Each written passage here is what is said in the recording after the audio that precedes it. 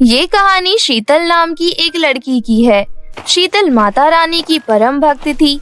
जब वो छोटी थी तो हमेशा अपनी माँ के साथ नवरात्रों में माता रानी की पूजा करती थी। कुछ सालों पहले शीतल की माँ की बीमारी के कारण मृत्यु हो गई, लेकिन फिर भी शीतल ने माता रानी की पूजा करना नहीं छोड़ा। शीतल अकेले ही रोजाना सुबह शाम माता रानी की पूजा किया करती थी। माता रानी, ये लीजिए, आप ये भोग का प्रसाद खा लीजिए। मेरी माँ नहीं है तो क्या हुआ, हम दोनों का रिश्ता भी तो माँ बेटी जैसा है ना। मुझे आपके अंदर अपनी माँ नजर आती है। इस तरह शीतल कई बार माता रानी से बात किया करती थी। एक दिन शीतल की यही बातें उसके पिता सुन लेते हैं। उसे अपनी बेटी के अकेलेपन का एहसास होता है और वो अपने मन में सोचता है, जब से नीलम की मौत हुई है मेरी बेटी बिल्कुल अकेली पड़ गई है। ये अपनी माँ को कितना मिस करती है, ये इसकी आंखों से साफ दिखाई दे रहा है।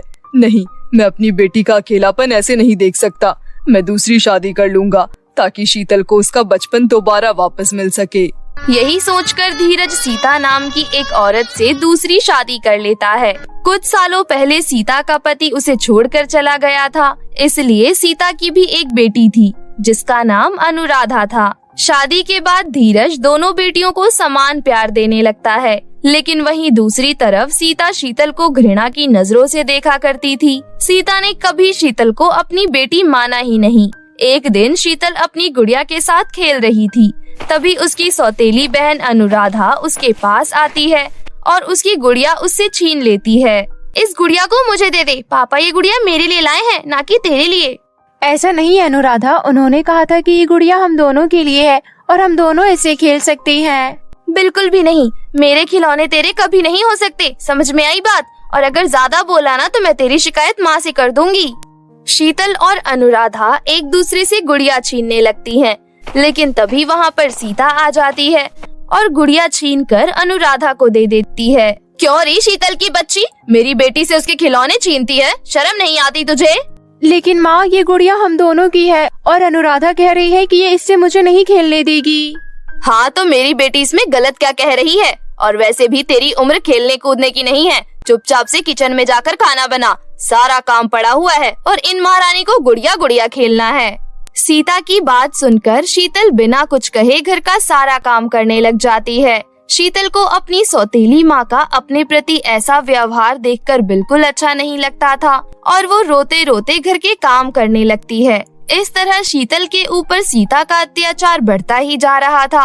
वो पूरा दिन शीतल से कोई ना कोई काम करवाती रहती थी और बदले में उसे 2 वक्त की रोटी भी ठीक से नहीं देती थी। वो शीतल के सामने ही अपनी बेटी अनुराधा को रंग बिरंग की फ्रॉक ला कर देती थी और उसे बहुत प्यार भी करती थी। ये सब देखकर शीतल को बहुत बुरा लगता था और उसे अपनी माँ की बहुत याद भी आती थी। जब भी उसे अपनी माँ की याद आती तो वो दुर्गा माँ की मूर्ति के पास जाकर बैठ जाती थी। इसी तरह एक दिन शीतल शाम के समय दुर्गा माँ की पूजा करने जा रही थी। तभी सीता गुस्से में उसके पास आती है और कहती है, ओ दुर्गा माँ की लाडली, रोज सुबह शाम घी का जोत जलाती है, पता भी है घी कितना महंगा हो गया है। और क्या करेगी दुर्गा माँ की पूजा करके? दुर्गा माँ तेरी जिंदगी अच्छी नहीं बना देंगी, समझी? मेरे पैर में बहुत तेज दर्द हो रहा है, पहले मेरा पैर दबा, उसके बाद दुर्गा माँ की पूजा करना। लेकिन माँ, अगर अभी मैं दुर्गा माँ की पूजा नहीं की तो समय निकल जाएगा। मैं बस 15 मिनट में पूजा करके आती हूँ, फिर आपके पैर दबा दूंगी। अच्छा जी, इसका मतलब अब मुझे तेरे इशारों पर चलना पड़ेगा। जितना कहा है उतना कर और अपना दिमाग कम लगा, समझी? बाद में करियो अपनी माता रानी की पूजा। ठीक है माँ, आप कमरे में चलिए, मैं पहले आपके पैर ही दबा देती हूँ। ऐसा कहकर शीतल आधे घंटे तक सीता के पैर दबाती है। फिर आधे घंटे बाद माता रानी से क्षमा मांगकर उनकी पूजा करती है। इसी तरह कुछ महीने गुजर जाते हैं और नवरात्रि का त्योहार आ जाता है। नवरात्रों में शीतल घर में माता रानी का कलश बैठाना चाहती थी और 9 कन्याओं का पूजन करना चाहती थी, लेकिन सीता ने उसे कुछ भी नहीं करने दिया। कितनी बुरी है सौतेली माँ, इन्होंने मुझे माता रानी का पूजन भी नहीं करने दिया। भगवान, ऐसी सौतेली माँ किसी को मत देना। शीतल बहुत दुखी होती है, लेकिन अब वो कर भी क्या सकती थी। नवरात्रि का त्योहार निकल गया, लेकिन शीतल इस बार माता रानी के लिए कुछ नहीं कर पाई। काफी समय बीत गया, लेकिन शीतल के प्रति उसकी सौतेली माँ और सौतेली बहन का व्यवहार बिल्कुल नहीं बदला। शीतल अपने कमरे में बहुत रोती थी। सब जानकर भी उसका पिता धीरज कुछ नहीं कर पाता था, क्योंकि सीता उसको हमेशा छोड़ जाने की धमकी देती रहती थी। माता रानी की इतनी अवहेलना करने के कारण सीता धीरे धीरे बीमार पड़ने लगी। शहर के सारे डॉक्टरों ने उसका इलाज करने से मना कर दिया, क्योंकि उनका कहना था कि सीता को जो बीमारी है उसका इलाज उनके पास है ही नहीं। बिस्तर पर पड़े पड़े सीता को बहुत तकलीफ होती थी। इस तकलीफ में उसका साथ देने वाली केवल शीतल ही थी। एक दिन बिस्तर पर पड़े पड़े सीता अपनी बेटी अनुराधा को आवाज लगाती है। अनुराधा, ओ अनुराधा बेटी, मुझे थोड़ा सा पानी दे दे, बहुत देर से प्यास लग रही है। सीता की आवाज सुनकर शीतल उसके पास पानी लेकर आती है और कहती है, ये लीजिए माँ पानी। अनुराधा घर पर नहीं है, इसलिए मैं ही पानी लेकर आ गई, और वैसे भी आपका दवाई का भी समय हो गया है। ऐसा कहकर शीतल अपनी सौतेली माँ को दवाई और पानी दे देती है और अपने मन में सोचती है, हे माता रानी, पता नहीं माँ को कौन सी बीमारी हो गई है, इनकी तकलीफ मुझसे देखी नहीं जाती है। ऐसा सोचते हुए शीतल अपने कमरे में चली जाती है और उदास होकर बैठ जाती है। तभी वहाँ पर उसका पिता आता है और कहता है, क्या बात है बेटी, तू इतना परेशान क्यों लग रही है? देखिए ना पिताजी, माँ की तबीयत कितनी ज्यादा खराब है, उनको बहुत तकलीफ होती है और मैं चाहकर भी कुछ नहीं कर पाती। तेरी सौतेली माँ तेरे साथ कितना बुरा व्यवहार करती थी, लेकिन फिर भी उसके बुरे समय में तू उसके साथ खड़ी है। काश ये बात सीता को भी समझ आती। जाने दीजिए ना पिताजी, ये चाहे जैसी भी है तो मेरी माँ ही। शीतल के इतने अच्छे विचार देखकर उसका पिता बहुत खुश होता है। देखते ही देखते कुछ दिनों बाद फिर से नवरात्रि का त्योहार आ जाता है। शीतल अपने पिता से कहती है, पिताजी, नवरात्रि का त्योहार आ रहा है, मैं इस बार कलश बैठाना चाहती हूँ। अब दुर्गा माता ही माँ की तबीयत को ठीक कर सकती है। आप कल सारा सामान ले आइएगा। ठीक है बिटिया। अगले दिन शीतल का पिता नवरात्रि का सारा सामान ले आता है और शीतल दुर्गा माता की मूर्ति और कलश बैठाकर 9 दिन का उपवास रखती है और हर दिन दुर्गा माता से अपनी माँ की सेहत की प्रार्थना करती है। इस तरह 8 दिन बीत जाते हैं और 9वीं का दिन आ जाता है। हे देवी मैया, आज मेरा 9वां दिन का व्रत सफल हुआ। 9 कन्याओं को भोजन करवा के मैं अपना व्रत तोड़ दूंगी। प्लीज मेरी माँ को ठीक कर दीजिए। शीतल पूजा खत्म करके सभी कन्याओं के लिए हलवा पूरी और चना बनाने चली जाती है। इतने में उसका पिता 9 कन्याओं को लेकर घर आ जाता है और शीतल सभी कन्याओं को भोजन करवाती है और सभी का आशीर्वाद लेकर उन्हें घर भेज देती है और अंत में प्रसाद लेकर अपनी माँ के पास जाती है। मैं जानती हूँ माँ कि धीरे धीरे आपकी तबीयत और बिगड़ती जा रही है। अब आप बोल भी नहीं पाती हो। पता नहीं आपको कौन सी बीमारी हो गई है। जब से आपका बोलना बंद हुआ है, ये घर बहुत सोना लगता है। मैंने अपनी एक माँ को पहले ही खो दिया है। मैं अब आपको नहीं खोना चाहती हूँ। आपके लिए मैंने 9 दिन का उपवास रखा था। अब आप ये प्रसाद खा लीजिए। सीता कुछ बोल तो नहीं सकती थी, लेकिन शीतल की ये सारी बातें सुनकर उसकी आंखों में आंसू आ गए। वो मन में सोच रही थी कि आज तक उसने जिसको हर बात पर सिर्फ डांटा और फटकारा है, आज वो उसके लिए कितना कुछ कर रही है। और जिस बेटी को वो अपने दिलो जान से ज्यादा प्यार करती थी, उसको उसकी कोई फिक्र ही नहीं है। शीतल अपने हाथों से अपनी माँ को प्रसाद खिला देती है और दुर्गा माँ की मूर्ति के पास जाकर कहती है, प्लीज माता रानी, मेरी माँ को ठीक कर दो ना। मैंने आज तक आपकी इतनी पूजा की है, कभी आपसे कुछ नहीं मांगा। आज मेरी सिर्फ एक मनोकामना पूरी कर दो। शीतल वहीं बैठकर रोने लगती है। तभी साक्षात देवी माँ वहाँ प्रकट होती हैं और कहती हैं, उठो शीतल, अपनी आंखें खोलो। शीतल देवी माँ को देखते ही बहुत खुश हो जाती है। माँ, आपने मुझे दर्शन दिए हैं माँ, मैं तो धन्य हो गई। मुझे तो यकीन ही नहीं हो रहा कि आपने मुझे दर्शन दिए हैं। शीतल, मैंने तुम्हारे जैसी नेक दिल लड़की कभी नहीं देखी। तुम्हारी सौतेली माँ ने तुम्हारे लिए कितने कांटे बोए, लेकिन फिर भी उसके प्रति तुम्हारे मन में कितना प्यार है। दरअसल तुम्हारी सौतेली माँ की ऐसी हालत मैंने ही की थी, क्योंकि वो तुम्हें बहुत परेशान करती थी, परंतु आज तुम्हारे ही आग्रह करने पर मैं उन्हें ठीक करने आई हूँ। ऐसा कहकर देवी माँ एक जादू करती है और शीतल की सौतेली माँ बिल्कुल स्वस्थ हो जाती है। अब वो बोल भी सकती थी और चल भी सकती थी। सीता को ठीक करके देवी माँ वहाँ से अदृश्य हो जाती हैं। तभी वहाँ पर सीता भागती हुई आती है। शीतल बेटी देखो, मैं ठीक हो गई, मैं बोल सकती हूँ और मैं चल भी सकती हूँ। ये सब किसी करिश्मे से कम नहीं है और मुझे पता है ये सब देवी माँ के कारण और तुम्हारे कारण ही हुआ है। मुझे माफ कर दो बेटी, आज तक मैंने तुम्हें कितना परेशान किया है, लेकिन तुम कितनी अच्छी निकली।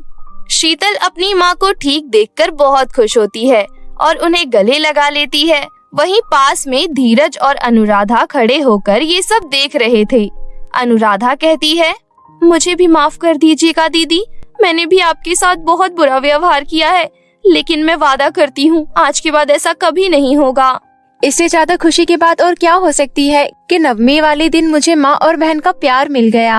हाँ शीतल, आज तुम्हारे लिए मैं भी बहुत खुश हूँ।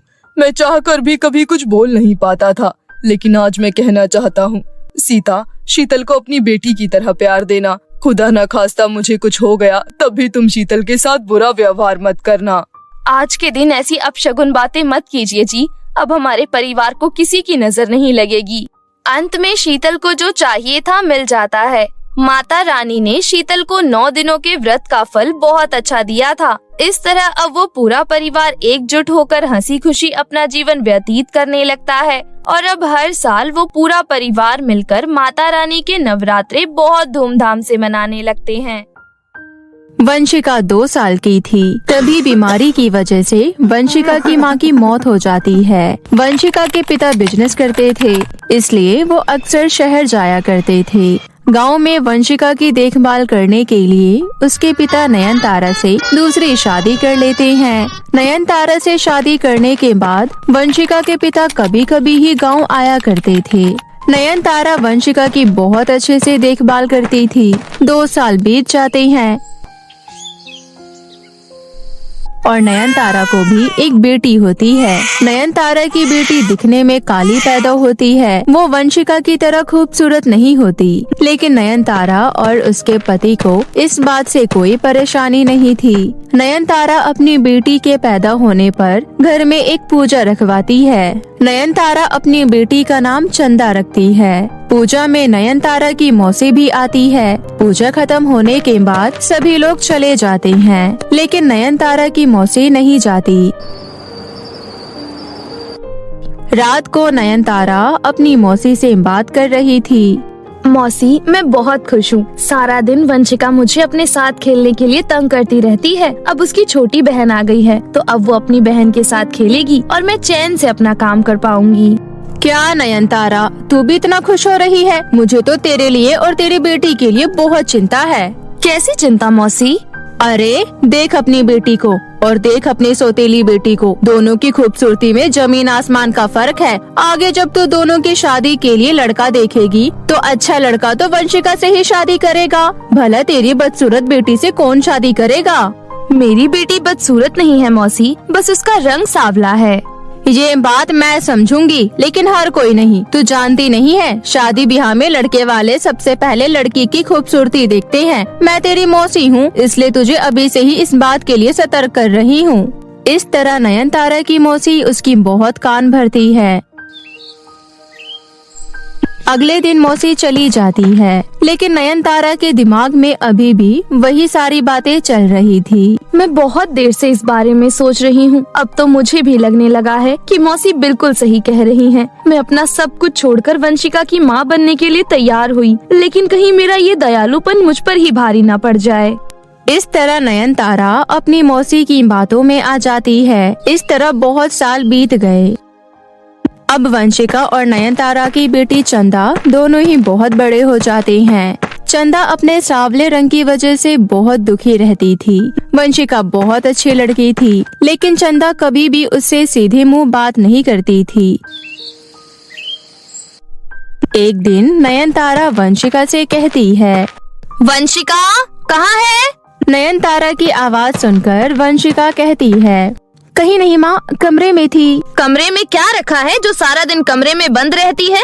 घर के काम नजर नहीं आते हैं क्या? चंदा साफ सफाई में रहने वाली लड़की है और घर अभी तक गंदा पड़ा है। मैं बाजार जा रही हूँ, मेरे आने तक घर के सारे काम हो जाने चाहिए। नयनतारा बाजार चली जाती है और वंशिका घर के काम करने लगती है। वंशिका थोड़ी देर में घर के काम खत्म करके अपने कमरे में जाती है तो उसकी सहेली आ जाती है। वंशिका, चल मुझे बाजार से कुछ सामान लाना है। नहीं पूजा, मैं नहीं जाऊंगी। क्या यार वंशिका, सारा दिन घर में रहती है। तुझे याद भी है आखिरी बार हम एक साथ बाहर कब गए थे? आज मैं तेरी एक नहीं सुनूंगी। अपनी सहेली के बार बार कहने पर वंशिका उसके साथ बाजार चली जाती है। घर में अकेली सिर्फ चंदा थी। थोड़ी देर बाद नयनतारा घर आ जाती है और वो वंशिका को घर में नहीं देखती है, जिसकी वजह से उसे बहुत गुस्सा आता है। थोड़ी देर बाद वंशिका घर आती है। करमजली, मेरी बेटी चंदा को घर पर अकेली छोड़कर चली गई थी। तू अच्छे से जानती है उसे घर में अकेले डर लगता है। वंशिका सारी बातें चुपचाप सुन रही थी। तभी अचानक वंशिका के पापा आ जाते हैं। नयनतारा, हो गई बच्ची से गलती, अब इतना क्या डांट रही हो? हाँ, आप तो अपनी बेटी की साइड लोगे ही। मेरा और चंदा का क्या? हम दोनों तो आपके कुछ लगते ही नहीं है ना। मैं तो आपकी दूसरी बीवी बनकर घर आई हूँ। आप अपनी बेटी की देखभाल करने के लिए एक नौकरानी घर में क्यों नहीं ले आए? अरे मैं तो भूल ही गई थी, मैं भी तो इस घर की नौकरानी ही हूँ। ये कैसी बातें कर रही हो तुम? गलत क्या बोल रही हूँ? अगर घर में नौकरानी होती तो उसे पैसे देने पड़ते, इसलिए मेरे से शादी कर ली, जिससे एक मुफ्त की नौकरानी घर आ गई। ये क्या बोले जा रही हो तुम? तुझे अंदाजा भी है? न जाने कहाँ की बात कहाँ लेकर जा रही हो। माँ, पापा, प्लीज आप दोनों लड़ना बंद कीजिए। हाँ, मेरी गलती है। मुझे चंदा को अकेले घर पर छोड़कर नहीं जाना चाहिए। आगे से मैं इस बात का ध्यान रखूंगी। इतना बोलकर वंशिका अपने कमरे में चली जाती है। वंशिका के पापा भी वहाँ से चले जाते हैं। दोनों के जाने के बाद चंदा अपनी माँ से कहती है, माँ, आप वंशिका को कुछ नहीं बोलती हो? नहीं मेरी लाडली बिटिया, तूने देखा नहीं अभी मैंने उसे कितनी डांट लगाई है? सिर्फ डांट लगाई है ना? इस बात पर तो आपको उसकी पिटाई करनी चाहिए थी। मुझे पता है आपके मन में भी उसके लिए प्यार है। मैं काली हूँ ना, इसलिए मुझे कोई प्यार नहीं करता, आप भी नहीं। इतना बोलकर चंदा वहाँ से चली जाती है। अपनी बेटी को खुश करने के लिए नयनतारा का अत्याचार वंशिका पर बढ़ता ही जा रहा था। एक दिन की बात है, वंशिका सब्जियां काट रही थी। तभी अचानक नयनतारा उसके पास आती है और बोलती है, तुझे क्या लगता है तू मेरी बेटी से खूबसूरत है तो कुछ भी कर सकती है? लेकिन एक बात अच्छे से समझ ले, जब तक मैं हूँ तब तक तेरा इस घर में कुछ नहीं चलने वाला है। लेकिन माँ, मैंने क्या किया है? बेवजह आप मुझ पर गुस्सा करती रहती हो। कुछ तो कारण होगा, क्यों आप मेरे से इतना नफरत करते हो? तेरी खूबसूरती की वजह से मैं तुझसे नफरत करती हूँ। लेकिन माँ, इसमें मेरी क्या गलती है? तेरी ही गलती है। तू भी जानती है कि तू खूबसूरत है, इसलिए तेरी शादी किसी अच्छे घर में हो जाएगी, लेकिन मेरी बेटी चंदा की नहीं हो पाएगी। ऐसा नहीं है माँ, ये सब तो मैंने आज तक कभी सोचा भी नहीं है। ज्यादा अच्छी और भोली बनने की कोशिश मत कर, तेरे जैसी लड़की को अच्छे से जानती हूँ मैं। इतना बोलकर नयनतारा वहाँ से चली जाती है। वंशिका काम करते हुए बहुत रोती है। आज मुझे पता चला आखिर माँ मेरे से इतना नफरत क्यों करती है, लेकिन इसमें मेरी क्या गलती है? अगर मेरे सांवले हो जाने के बाद सब कुछ ठीक हो जाता है तो मैं भगवान से यही प्रार्थना करती हूँ कि कुछ ऐसा चमत्कार करो कि मैं सांवली हो जाऊँ। इस तरह वंशिका बहुत रोती है। कुछ महीने बीत जाते हैं। रेखा नाम की औरत नयनतारा के घर आती है। नयनतारा रेखा से बोलती है, रेखा बहन, मेरी बेटी चंदा के लिए अमीर और व्यवहारिक घर का रिश्ता देखो। लेकिन नयनतारा बहन, वंशिका तो चंदा से बड़ी है ना? हाँ, लेकिन मैं चंदा की शादी पहले करवाना चाहती हूँ। चंदा के लिए अमीर घर का रिश्ता देखना मुश्किल है, क्योंकि अमीर लोगों के पास किसी चीज की कमी नहीं होती है और वो अपने घर के लिए खूबसूरत बहू देखते हैं। अगर वंशिका के लिए ढूंढना होता तो आसानी से मिल जाता, लेकिन चंदा के लिए बहुत मुश्किल है। ये बातें चंदा सुन लेती है और वो रोते हुए अपने कमरे में जाती है। वंशिका भी पीछे से चंदा के कमरे में जाती है। चंदा, रो मत। तू मेरे कमरे में क्यों आई है? हाँ जरूर, तू मेरे कमरे में मेरा मजाक बनाने आई होगी। नहीं, ऐसा नहीं है मेरी बहन। तू और माँ मेरे बारे में इतना गलत क्यों सोचती हो?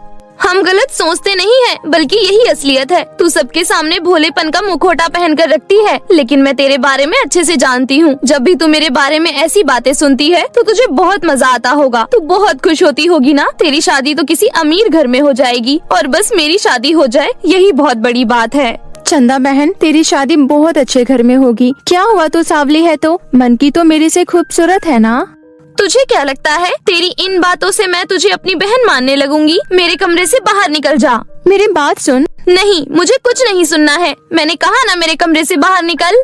इस तरह वंशिका चंदा को समझाने की बहुत कोशिश करती है, लेकिन चंदा उसकी एक नहीं सुनती। वंशिका चंदा के कमरे से बाहर आ जाती है। इस तरह कुछ दिन बीत जाते हैं। एक दिन वंशिका की सहेली निशा उसके घर आती है। उस वक्त घर में बस चंदा और वंशिका थे। वंशिका निशा से बात कर रही थी। तभी बातों ही बातों में निशा वंशिका से कहती है, वंशिका, मैंने कभी भी तुझे और तेरी बहन चंदा को एक साथ बैठकर बात करते नहीं देखा। यहाँ तक कि मैंने तो उसे कभी तेरे आसपास भी नहीं देखा। क्योंकि वो मुझे बिल्कुल पसंद नहीं करती है। लेकिन क्यों? हाँ, मैं उसे बहुत प्यार करती हूँ, लेकिन उसे लगता है कि मैं उसका मजाक बनाती हूँ। निशा, अब तू ही बता, अगर मैं खूबसूरत हूँ तो इसमें मेरी क्या गलती है? पता नहीं क्यों माँ और चंदा को लगता है कि मुझे मेरी खूबसूरती पर घमंड है। मैं अपनी माँ और बहन के प्यार के लिए बहुत तरसती हूँ। मैं उसे कैसे समझाऊँ? वो तो मेरी बात सुनने के लिए तैयार ही नहीं होते हैं। तू परेशान मत हो, सब कुछ ठीक हो जाएगा।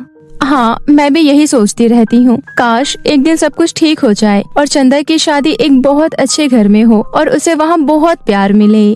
चंदा वंशिका और उसके सहेली की बातें दरवाजे पर खड़ी होकर सुन लेती है। वो अपने कमरे में जाती है और खुद में बोलती है, मुझे तो लगता था कि वंशिका को अपनी खूबसूरती पर बहुत घमंड है और वो मेरा मजाक बनाती होगी, लेकिन वो तो वाकई बहुत अच्छी है और हमेशा मेरे अच्छे के लिए सोचती है। मैं ही गलत थी जो अपनी ही बहन से जलन कर बैठी।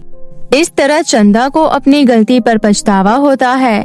थोड़ी देर बाद वंशिका की सहेली चली जाती है। उसके जाने के बाद चंदा वंशिका के कमरे में जाती है और उसे गले से लगा लेती है। नयनतारा दोनों को गले लगते हुए देखती है।